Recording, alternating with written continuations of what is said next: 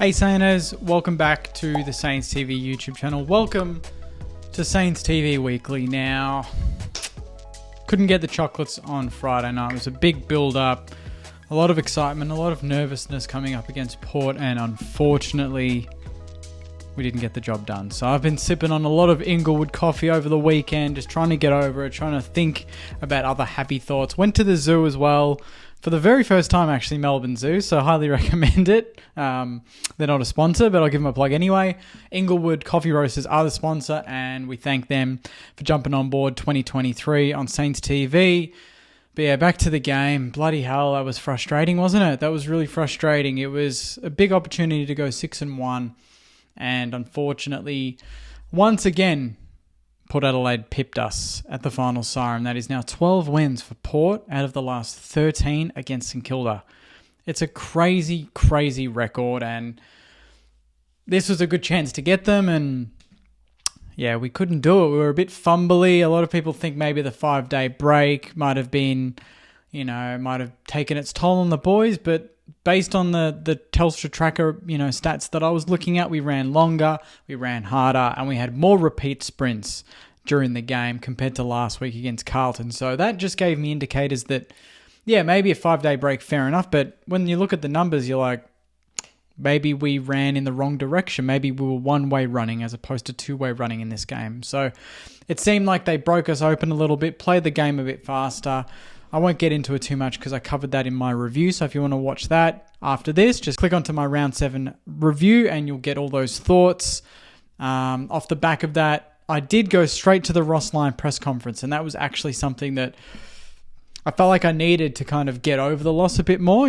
Understand that it's not a big deal. It's a learning experience once again, and we'll bounce back and Ross will spot the issues that we need to fix. And of course, I watched it right after the game, and it made me feel a lot better. And I highly recommend anyone that's a bit upset, still a bit, feeling a bit average after Friday, I definitely recommend that you go and watch that, because he definitely just sticks to the point and identifies exactly where we went wrong. And this is, a key example of what he said. He said we defended the ground really well. They just got a bit of clean air, scored out of the middle, and a few stoppages, but nothing dramatic. To me, we turned it over 4 times in our D50. If I took them out and I think a little bit of efficiency, I'm not unhappy. A 5-day break, we worked really hard. We gave ourselves an opportunity to win. So it's very true. outside of a couple of, the Wilkie holding the ball, Josh Battle turnover and goal to Powell Pepper, you think that game's there for the taking, and I thought the game had Max King written all over it. We needed a tall power forward to just take the game by the scruff of the neck, and we just didn't have anyone there. Mitch Owens battled hard. Tim Membry was a bit quieter this week, and our smalls didn't really get the job done compared to previous weeks. So there's a lot more to improve on. I guess the key positive is that we didn't play anywhere near our best, and we lost by 7 points. And I thought Port played, significantly better for the most part. So the fact that we could have pinched that with a good 5-10 minute burst of football is a really great sign. But now we swing straight on to North Melbourne, who are, being hammered in the press for their performance against Melbourne on Sunday. And hopefully we can bounce back pretty hard in that game. Off the back of the game as well, there's been a lot of talk about Jason Horne-Francis and St Kilda supporters booing him throughout the game. And this isn't just St Kilda supporters, obviously. It's been happening all year. All year it's been happening. So it's nothing new. But for some reason, of course, this week is the week that they really hammer it on. And Ross Lyon was asked about this post-game. And he had an interesting response. He said he referred to American comedian Dave Chappelle in defending Horne-Francis, saying, "Let's not punch down on a 19-year-old. People were doing as a mob what they wouldn't do as individuals. Maybe just check yourself. There's a lot of mental stress on players. If you're doing it to put him off his game, well, clearly it doesn't work, which is good for the kid, so maybe don't boo him." I had to tweet. I put out a tweet, I think, at halftime of the game. I said, "Sainers, stop booing. It's ridiculous. It doesn't involve us.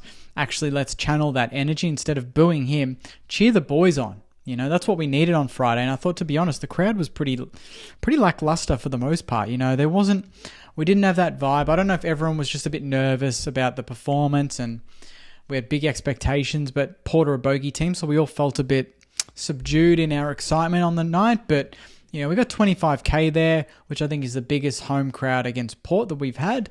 You'd expect a bit more of a noisier environment when you're 5-1 and going for 6-1 and playing a team that you've not beaten in a long time and you're top of the ladder. So I agree with Ross. I agree that also supporters have the right to do whatever they want in the crowd, but I just think he's not a Saints player. He didn't leave the Saints. I get what people are booing for because it could happen to if Filippo just went home or something after one season, fair enough, but you boo him then.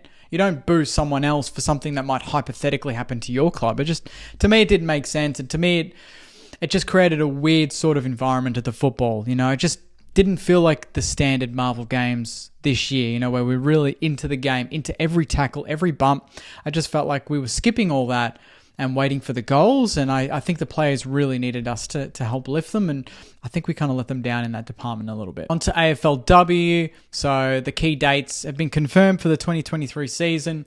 So pre-season officially kicks off on May 29, and I believe the round 1 of the AFLW season will coincide with the AFL finals by weekend, which will obviously be, early September.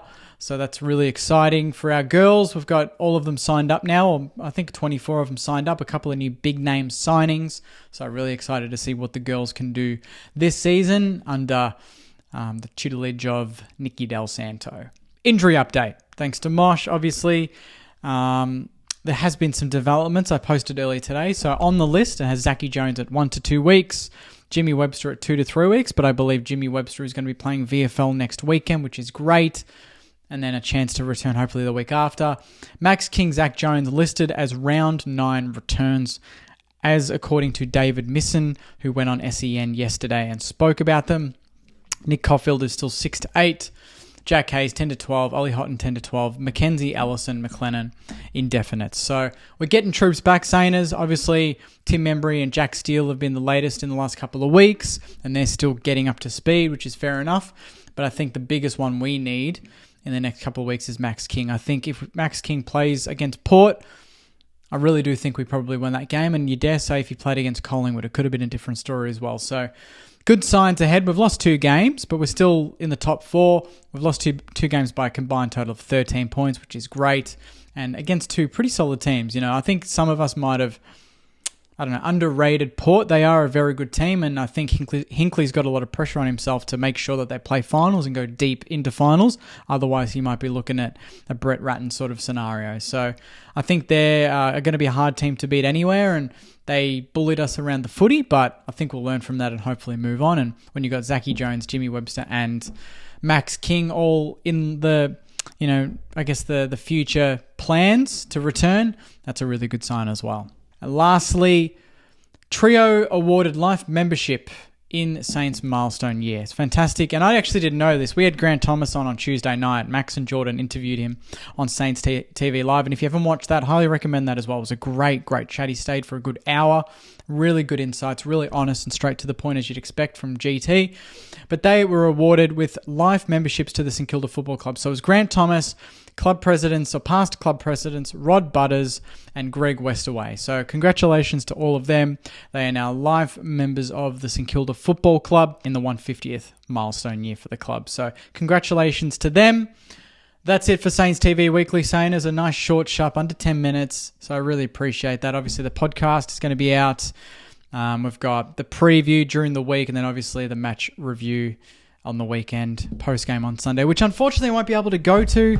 I will be interstate for some family events, which will be hopefully fun, but I'll definitely be watching the game on the telly. And I may have some tickets to give away during the week, potentially even more than that. So if you want to be involved in those competitions, please follow Saints TV on Instagram at Saints TV Pod, and then subscribe to Saints TV on YouTube.